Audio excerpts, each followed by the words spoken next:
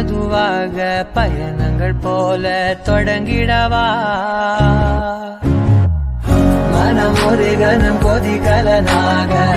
தவறுகளின் செதியன மாற